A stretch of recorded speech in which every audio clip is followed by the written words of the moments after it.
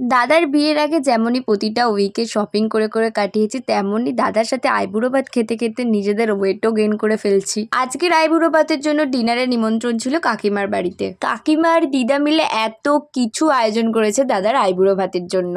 এদিকে দাদাকে ডিনার করতে বসিয়ে দিয়ে কাকিমা হাজির হলো দাদার জন্য গিফট নিয়ে। চারিদিকে সবার খাওয়া দাওয়া দেখে তো এদিকে গিনি রানীরও খিদে পেয়ে গিয়েছে। এত বড় থালায় এক পিস আলু ভাজা নিয়ে এসে খাচ্ছে। আর ভাইয়া আর বোনের যেহেতু এক্সাম চলছে, তাই ওরা দাদার সাথেই খেতে বসে পড়েছে। ওদের তো খাওয়া দাওয়া কমপ্লিট হয়ে গিয়েছে, এবার আমরাও বসে পড়েছি খেতে। প্রথমেই তো ছিল ভাত, ভেজ ডাল, আলু ভাজা, বেগুন ভাজা, আর তারপরেই ছিল ফ্রাইড রাইস আর চিংড়ি মাছের মালাইকারি। রে একটু খেয়ে রিভিউ দে।